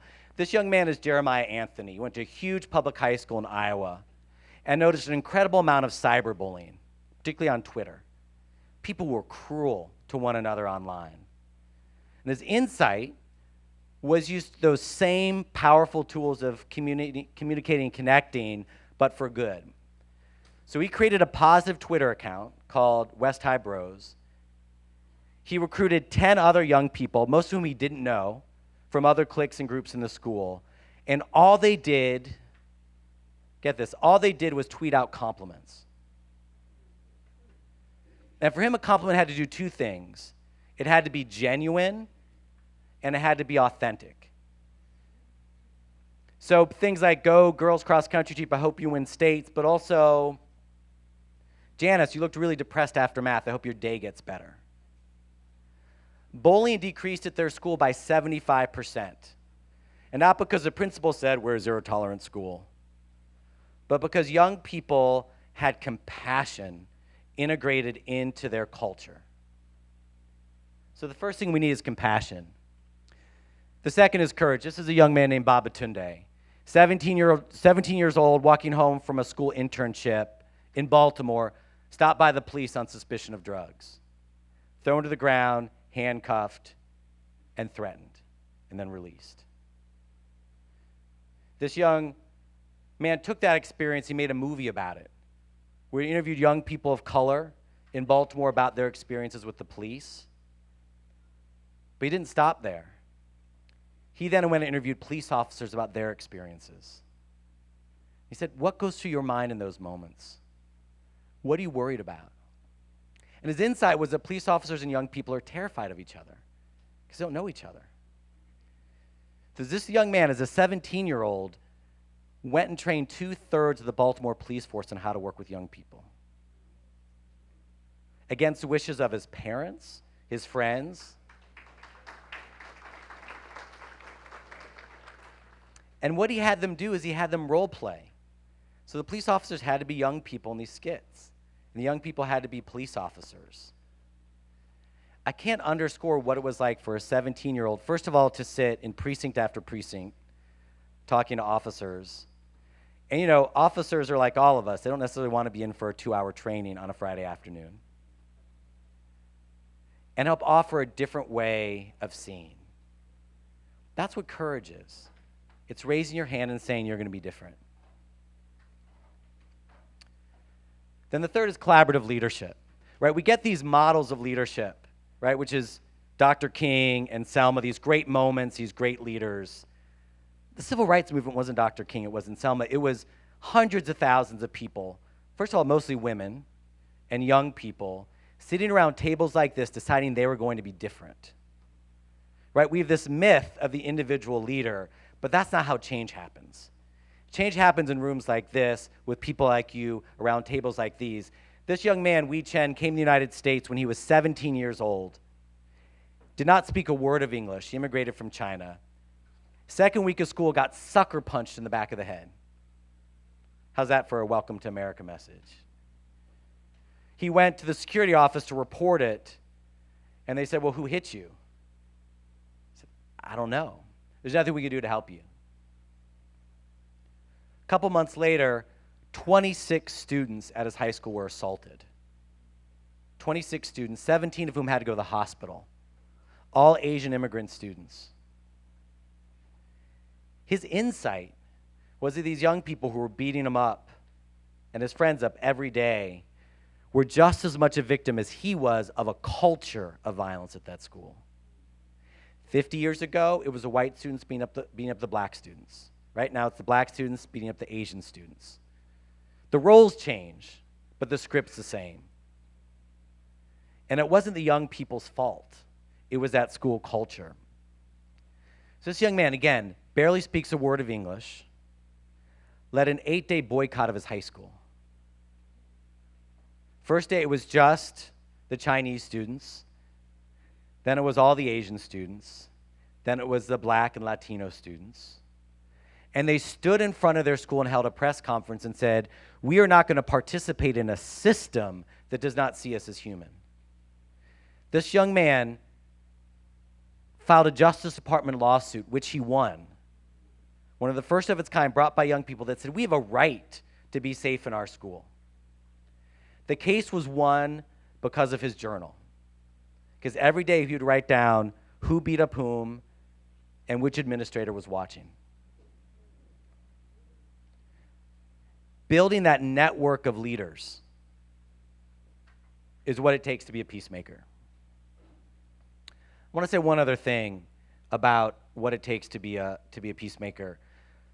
So much of what we focus on is what we see, right, is external stuff, right? We celebrate beautiful gardens and neighborhood initiatives. But peacemaking isn't just about what you do, it's also about who you are.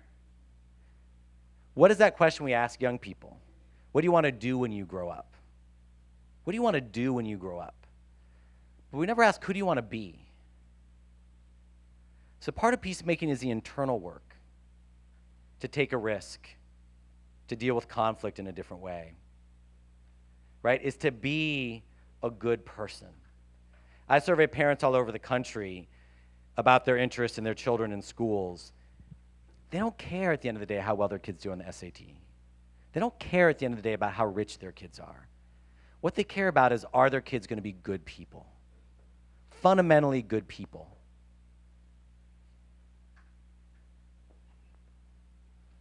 So for 24 years, this has been the work that Peace First has done. teaching young people how to be peacemakers, unleashing their moral imaginations. And we've done this in schools now in all 50 states and in 93 countries. Right? So there are street kids in Uganda who are learning peacemaking skills while their mothers sell goods in the marketplace. There's a charter school in Cleveland, a girls' empowerment program in Mexico City. The idea is we have to teach these skills, just like we teach reading, writing, and math.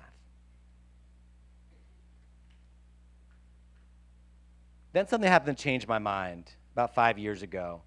One of the young people I work with, a young man named Dion, was killed, shot and killed by a handgun walking home from school. I went to his funeral, and the principal was taking a group of students to the gravesite to pay their final respects. And so the principal was walking over, and the students were walking the other direction, and she called them over to go to the right place, and they turned to her and said, "No, Miss Bradley, we need to go visit our other friends."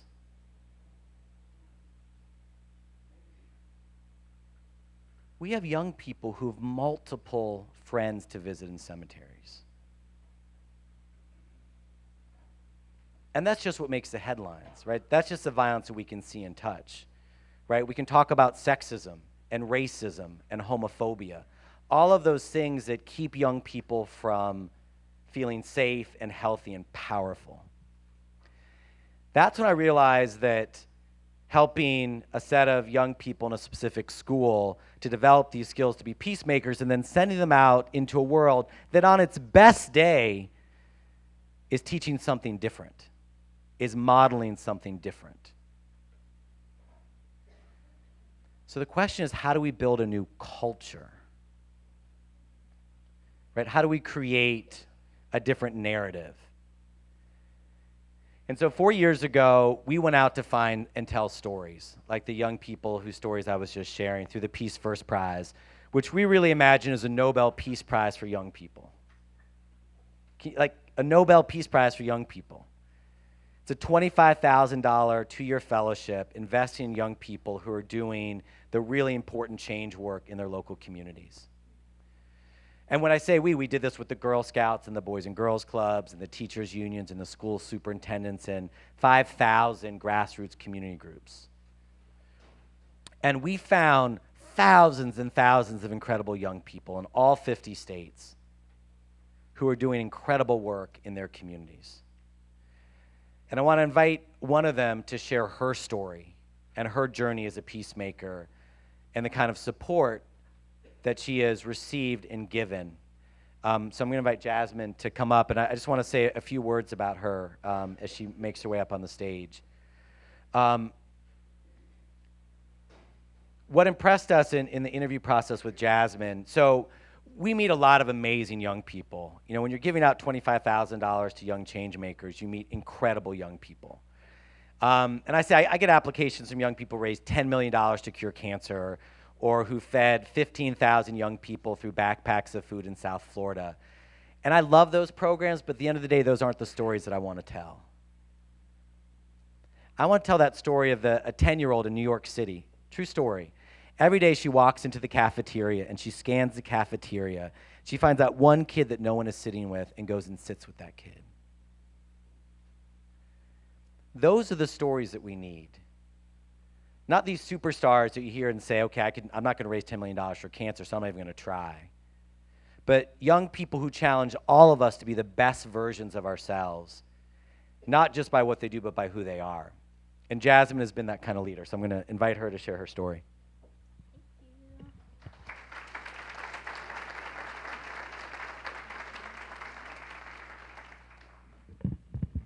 Hello, Columbus. I'm so excited to be here. I'm from Chicago, and I took a flight here to be here this morning, and I want to thank Eric for inviting me. I am 20 years old. I go to the University of Illinois in Chicago, and I am a gender and women's studies major. I first want to just start off by saying that I have received so much support from Peace First and Eric, and he is a true inspiration to me, so thank you so much. So I consider myself a champion for women and girls, And I want to help and encourage them on this journey as I continue to discover my journey. And my journey started back in elementary school, actually, when we did things called Young Authors Books. So they were books, and you can create a lavish story, and you can create characters and write and explore your imagination. And I was so into it. I loved it. Every single year, I would do these Young Authors Books. And when I got to secondary school, it began to change. The culture began to change. It wasn't cool to be creative anymore. It wasn't cool, you know?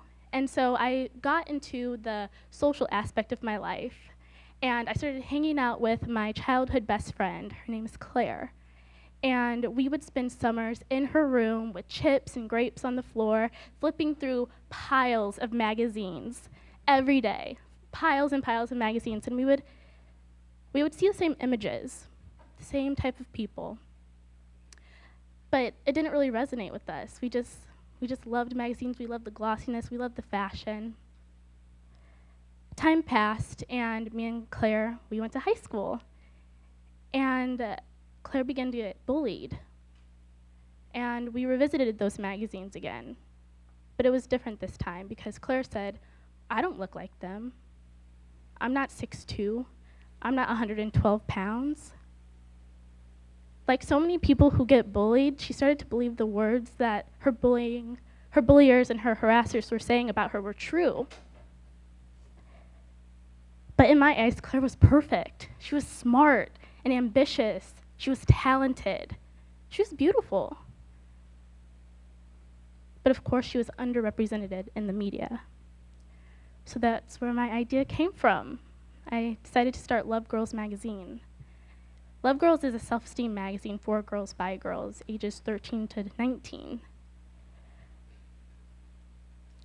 When Claire came to me and told me how she was being bullied and the problems that she was facing, I saw the dip in her self-esteem. I saw how she began to shut down. She became shy. She didn't use her voice. So I told my mom, I'm going to do this. I'm going to start a nonprofit organization for the self-esteem of girls. And I had to do my research. It wasn't very hard to get to the source of the problem. Again, I revisited those magazines and I saw those headlines saying, lose 10 pounds in 10 days, wake up flawless, how to land a boyfriend. And I realized that it wasn't just Claire or her problem. It was every girl who was reading these magazines, who were seeing the representation or the lack of representation on TV. So I decided that I wanted to make everyday girls the inspiration. Girls like Yasmin, who started scholarships in Washington, D.C., Grace, who started We Can Survive, Sarah Cronk, who started the Sparkle Effect.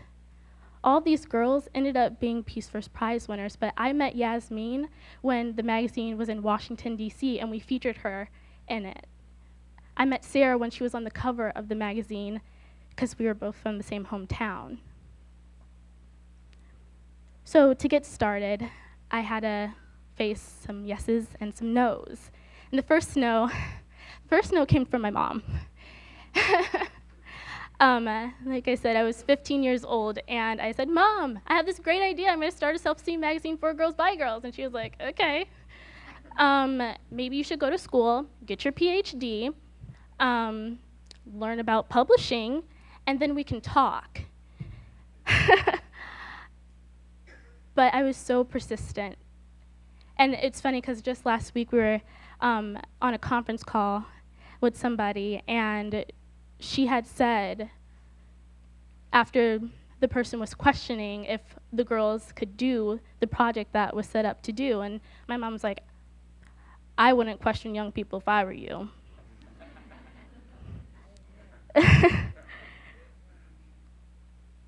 So I needed allies. And like I said, I got a lot of no's, but I got some yeses too. I got a yes from Real Neighbors of America, who gave me my first $250 to print my first 200 magazine copies.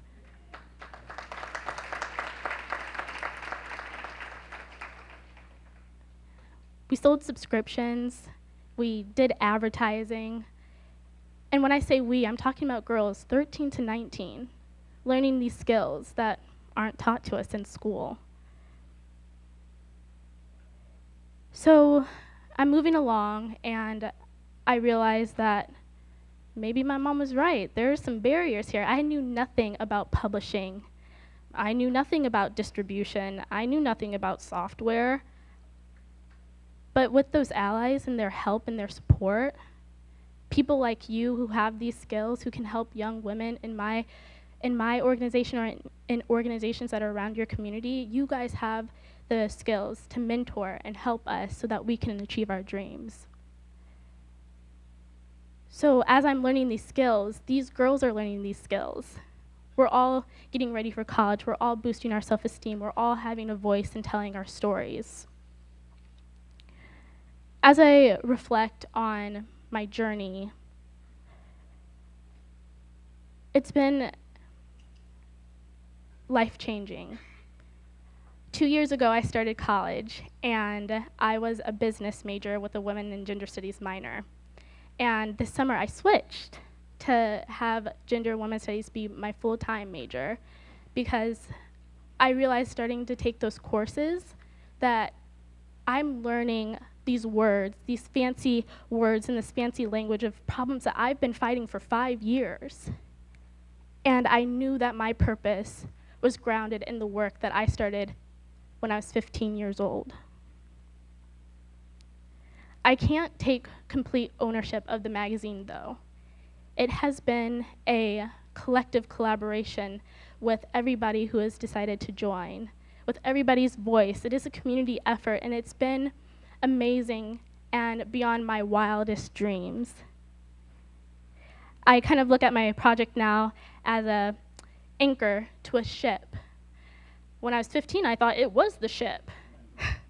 But it's just a tool. It's just there to give stability to these girls who are brilliant.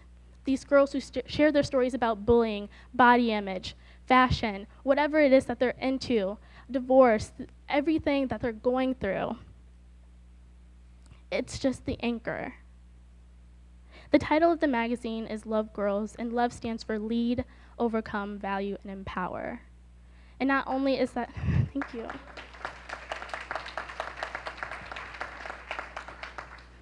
Not only is that the title of the magazine, but it's words that you can live by and how you can help.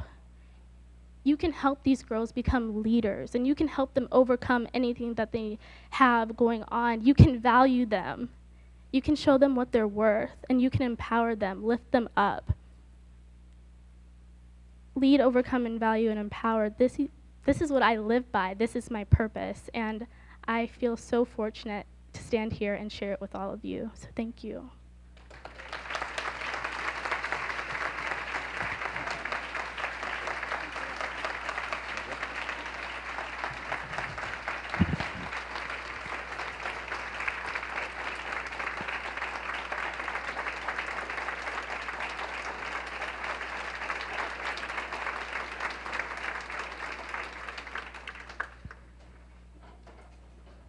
What'd you think?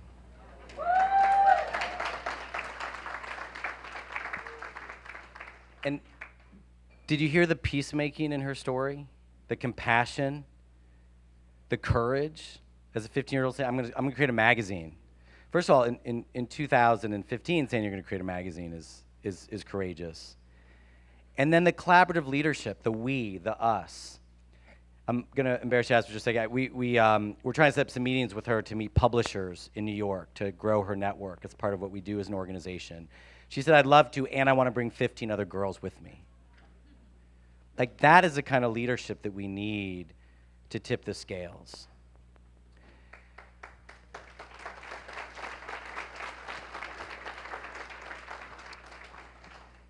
So I'm gonna make you all work for just a moment.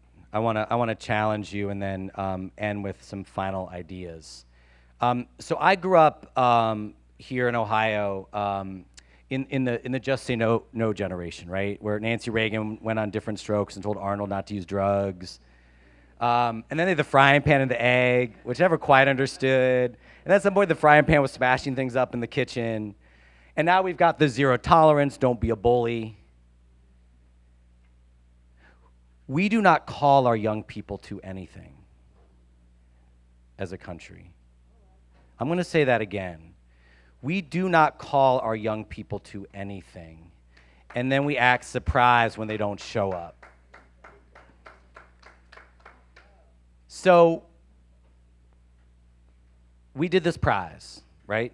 Met incredible young people who raised their hand, right? We announced the winners at the Supreme Court, on NBC News, Ellen DeGeneres. It was a big deal because we wanted to tell big, powerful stories.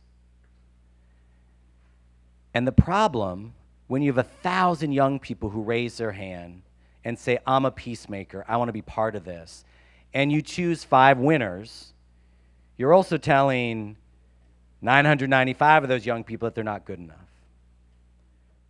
But more problematic for me about the prize was we all know that there are millions and millions of young people, thousands of them here in Columbus, who would never raise their hand in the first place because they haven't gotten started on their journey.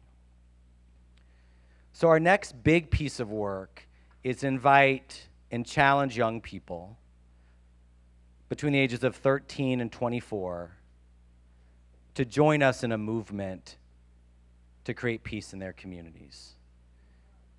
So the Peace First Challenge is an invitation for young people to identify an injustice, something they see wrong, broken in their community. And then we're going to invest tools, right? So we have built a digital platform that takes all that 20 years of content that we taught in schools all over the globe and puts it at the fingertips of young people. That takes them on a journey from how do you choose an injustice? What are other young people doing? How do you create an insight rooted in compassion? How do you run a meeting? What do you do when no one shows up to the meeting you're running? So those tools to help young people every step of the way. Supported by digital mentors. We're recruiting activists, nonprofit leaders all over the globe who want to lend their hand to the next generation. Right? We have all these wise elders in our communities who figured a lot of stuff out, and there's no way for them to transfer that wisdom to the young people who are coming up. And so you're a 15-year-old on the south side of Columbus, and you want to bring young people together to solve a problem. Who do you ask questions of? Right? We want to be that place where young people can get advice. And then finally, we want to invest dollars in young people. So we're raising $1 million fund to invest in young people's ideas. $1 million. You have an idea? I don't care how crazy it is. We want to be in the business of helping you do it. Right? So a third of that money will go to mini grants. Right? Because let's be honest, not all young people have a trust fund that they can access to change the world. I know all of you did growing up. Right? So you're that 15-year-old kid on the south side and you want $75 to throw a pizza party for your volunteers, great. You don't need to send us a receipt. We trust you, right? Go buy the pizza and tell us how it went. Then for young people who've created a project but want to take it to the next level, we'll have accelerator grants. So you need $1,000 to convene multiple cities of young people. You want to create a youth peace conference in Columbus? Great, we want to invest in that. And then, of course, the prize for young people like Jasmine who have breakthrough ideas that they want to share with lots and lots of young people. Because that's the thing I love about this platform, right? It's not the cool technology or the messaging or the money. What does it look like when you have millions of young people connected to solve problems? And I mean millions of young people, right? So it's not about creating something new, right? So all those young women and young men who are excited about Jasmine's project and want to join, this is a place where you get to do that. Or when your meeting is a disaster, you get to send this out into the hive of millions of youth activists to say, okay, what do I do next? This is how we change culture. And I hate to break it to us, older set in the room, culture is always changed by young people. Music, fashion, values. Young people right now are creating the world that we will live into. And so this is the vehicle that we want to create to do this. So I want to leave you just a few final thoughts. I've met now tens of thousands of young people, maybe hundreds of thousands of young people all over the globe who are working to change their communities. And what I've learned is that these young people are able to create this change not in spite of being young, but because they are young. Right? So I started Peace First when I was 18 years old. As I like to joke, this is the only job I've had outside of Burger King. And I'm often asked, if you had to do it all over again, what would you do differently? And my honest answer is I wouldn't do it, right? Because I quote unquote know better now. I had no business as an 18-year-old writing a curriculum to teach peacemaking to Boston public school kids. I had no business sending a letter to 200 schools to say, let me come into your classroom. But I didn't know any better. And so, of course, it was possible. It's a young woman from St. Louis whose father was deployed in Afghanistan. She wanted to volunteer to give back. She was 14 years old, and she went to dozens of places, her name's Simone, to volunteer. You know what every single one of those places said? You're too young. You're too young to volunteer. So you know what she did? She created her own volunteer program called Volunteen Nation to create volunteer opportunities just for young people, right? And she did that because she was young, because she saw something that was possible. Second thing I want to talk about is the role of adults. So one of the questions I ask young people is, what is the role of adults? And what's the role that adults have played in your life? And I'm fortunate to have my former assistant principal here, who's one of those adults who believed in me when I was young, getting started on my journey. I hear two things. One is adults like Jim McGilligan, who sort of said, okay, I believe in what you're doing. The other thing they talk about is adults who get out of the way. They talk about adults didn't do. They didn't jump in and run the meeting. They didn't take over the project.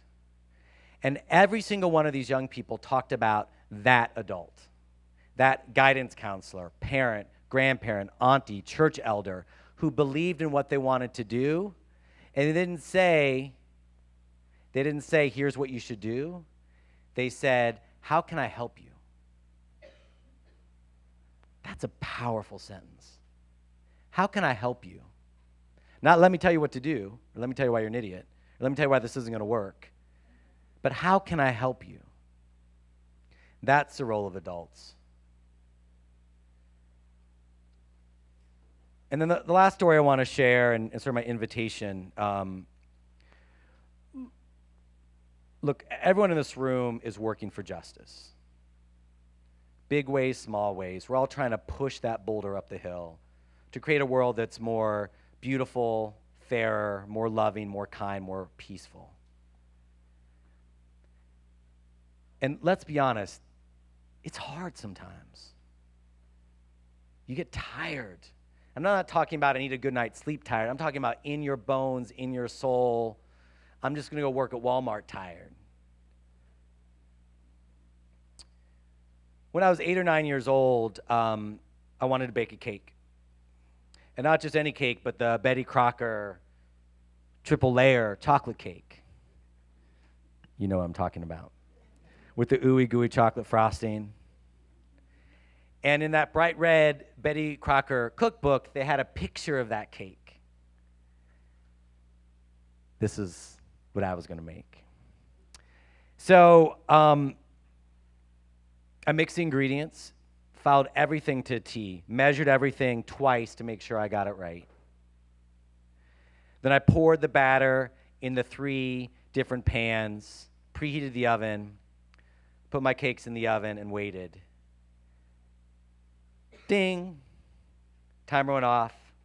I took my cakes out, put them down, one on top of the other, and then I put that ooey gooey chocolate frosting all over it. And I stepped back to look at my creation.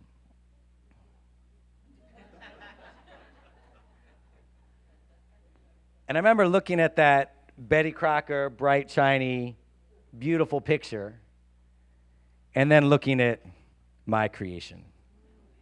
You see, I didn't realize when you cook 3 different size cakes, you have to cook them for different amounts of time.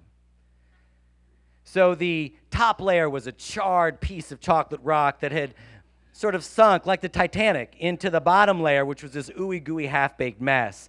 And I was so excited to frost my cake, I didn't realize that you're supposed to let cakes cool before you put frosting on. So all of that frosting had congealed into this gop of chocolate whatever at the bottom. It wasn't pretty. But I will say this, that cake was and is the best chocolate cake I have ever eaten in my entire life because I made it with my own hands. And so what I want to say to you is social change is a little bit like my chocolate cake. It's a little burnt in some pages, a little undercooked and gooey in others. But the change that you all are making is not in the beautiful garden. It is a process of inviting people to garden with you. It is not in a terrific conference. It is in the connections that get made between workshops. One of my colleagues, Billy Shore, who founded Share Our Strength, one of the nation's largest anti-hunger organizations, wrote a book called The Cathedral Within, where he talks about the process of cathedral building. And he's standing in one of those beautiful cathedrals in Milan. And what he realizes as he's looking at this incredible architecture, that these cathedrals took hundreds of years to build, 200, 300, 400 years to build. And in that moment, he says, that's what captures our imagination. That sense of being an architecture that so many people across so many generations have built. That we are inheritors of beauty. And what he found in his research, because you would have buildings that your great-great-great-great-great-great-great-grandchildren wouldn't live to see getting built. Right? So you're a bricklayer, a wheelbarrow pusher to build this cathedral that in 7 generations won't be done. And he asks the question, why? Why would people work on something that they would never see completed? And what he found is that that vision of beauty, that faith, was enhanced, not diminished, by the sense of being generational stewards. My people, we are generational stewards. Right? We are inheritors of a great city, of neighborhoods, of schools, of places of worship, of parks, of relationships, for which we are merely bricklayers and wheelbarrow pushers. To create something of beauty that we're going to pass on to those who come next. And you can choose to hear that as depressing, that the work is never going to be done, or you find the beauty in the bricklaying, in the process of building something and building something together.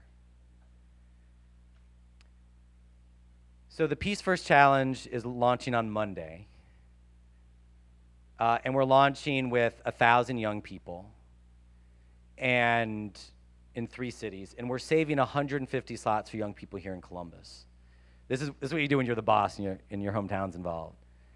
So I want to invite anyone who works with young people who'd like to be part of this to go and sign up.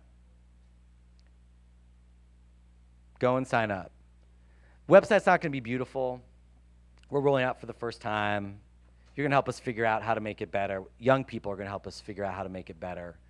Our big launch will be in April with celebrities and musicians, and we've got 70 million young people who are ready to roll in the spring. But right now, We want to see what we could do here in Columbus to help young people join this generational work toward justice, toward peace. And so Jasmine and I will be doing the workshop next about how this works, how you can sign up, and what it looks like. But I encourage you to invite young people to be part of this work. I invite you to use these tools in your own work. And most importantly, I invite you to ask the young people in your life, how can I help? Thank you.